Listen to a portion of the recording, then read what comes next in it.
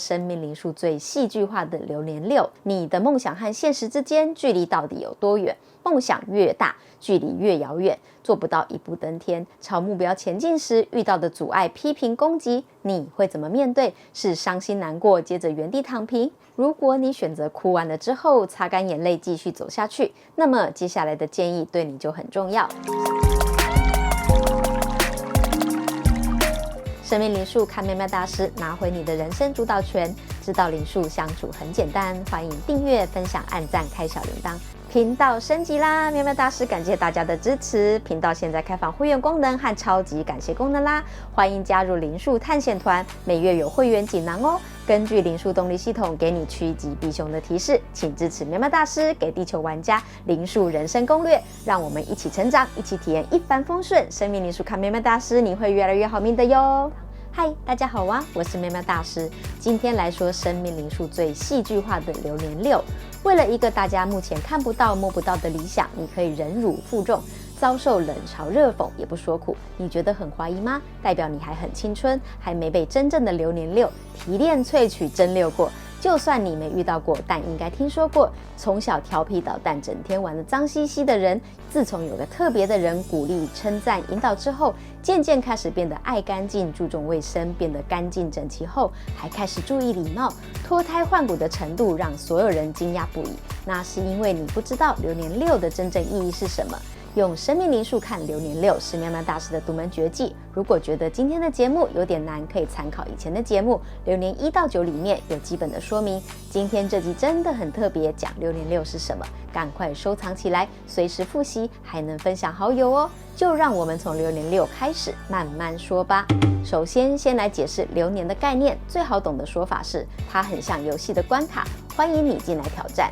既然是关卡，就会有难度，因此你必须让自己努力蜕变，但能不能进化成功，就要看你有多么坚持咯。这应该是游戏玩家都有的基本概念，对吧？因此每当你的生命灵数流年刚好是6的时候，就代表你进入名为流年6的关卡，而且你有1年的时间可以慢慢闯关。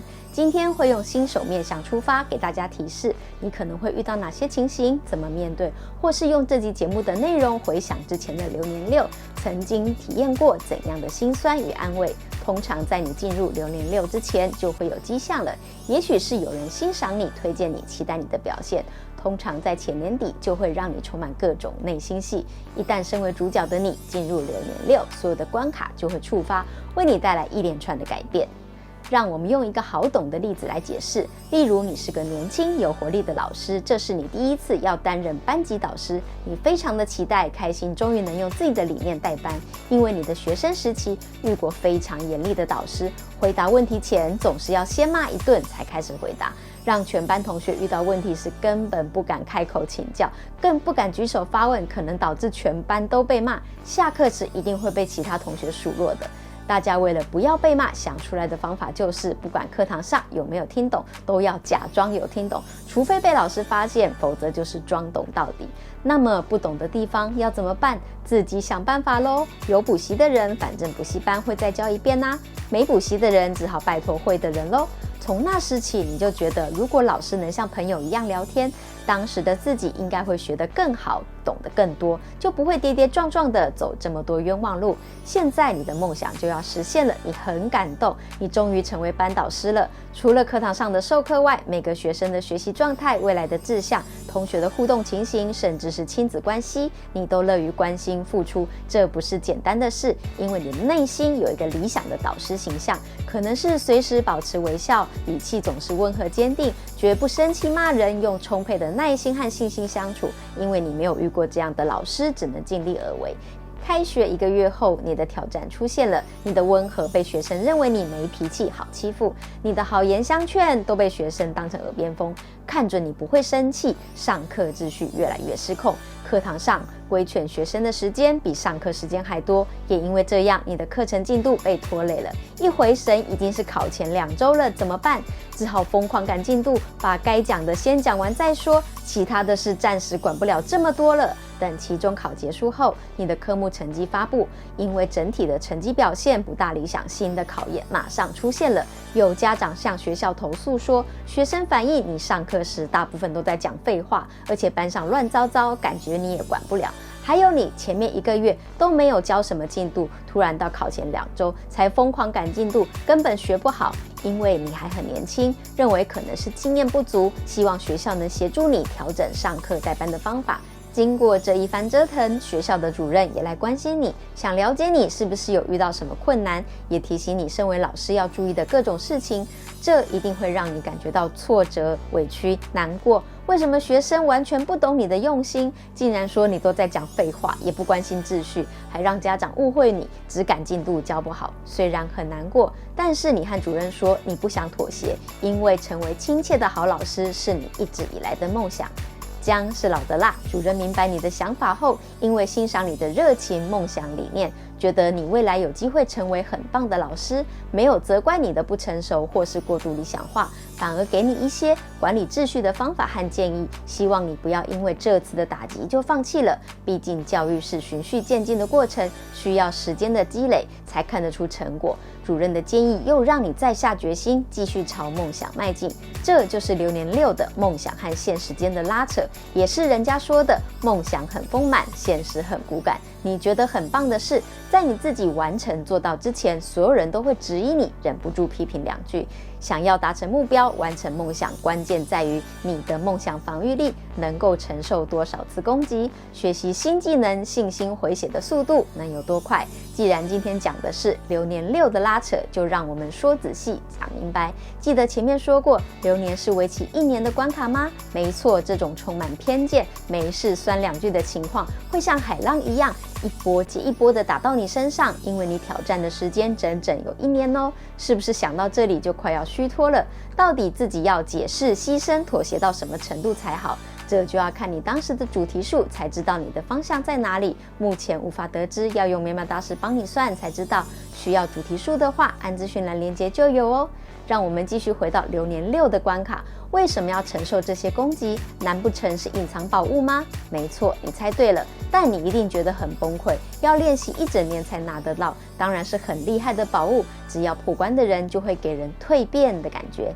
既然你向往的状态是人人称羡的程度，那你完成的程度就要大家都称赞才行。现阶段你的实力，大家只能给出批评，毕竟才刚起步，这也是没办法的事，对吧？重点来了，新手的你在没有攻略提示的情况下，肯定会被流年6弄到神经衰弱。只要你看了今天的节目，就不用担心，至少你知道宝物在自己心里，大家不懂很正常，才不会误解成全世界都和你唱反调。这是喵大师的独门绝技，听到赚到。流年6就是要让你蜕变成自己理想的样子，才会有这样的场景、成员和状况发生，一定会让你清楚的知道、体验到你的梦想和现实之间距离到底有多远。梦想越大，距离越遥远，做不到一步登天。朝目标前进时遇到的阻碍、批评、攻击，你会怎么面对？是伤心难过，接着原地躺平？那么这个梦想对你来说根本没有努力的价值，因为只有你知道你要的是什么。能够早早认清现实也是一种幸运，可以把宝贵的时间用在更重要的事情上。如果你选择哭完了之后擦干眼泪继续走下去，那么接下来的建议对你就很重要。想在群体中被认同，意味着你将面临多重考验。首先，你必须展现出足以胜任的能力，可能包括专业知识、领导才能、沟通技巧等。这些是基础，完成之后才有谈论梦想的门票。接着，你要与每个人建立良好的人际关系，因为你要用身体力行赢得大家的信任和尊重，之后才能说明你的价值观，你为什么要这么做。接下来你会遇到比较的压力，例如有人做得比你更好，你为什么不这样做？这对你来说就是有口难言的挑战了，因为那完全不是你梦想中的样子。你很想说给对方知道，你想要的不是这样，但现实就是对方听不懂啊，怎么办？那就不要花力气说明了，谦虚的接受建议就好。思考后觉得有用，再来微幅修正你的做法。你才是梦想的主人，一切要靠你来完成呀。有趣的来了，对1到9号人来说，蜕变的看法和想法是完全不同的，但一样的是，你本人是不能倒下去的主角。因此，流年6破关的方法，旁人只能帮你一些些。要是你伤心难过，打算躺平1整年，也是可以的啦。毕竟这是现在的你认为最好的办法了。但是喵大师要提醒你一件事，9年后的流年6又要从伤心难过再来一次哦。要不要勇敢一次，看看自己将蜕变成什么呢？喵喵大师希望你拥抱生命灵数的特质，认识自己的生日、灵数、剧本数、主题数、面具数、有数、缺数、流年，让数字的能量成为你蜕变的助力。选择自己有的擅长的部分来尝试，累积有用的努力，结果才看得见。只要方法对了，你的一切就会越来越好。欢迎大家留言，你认为蜕变是什么呢？生命灵数看喵喵大师，你会越来越好命的哟。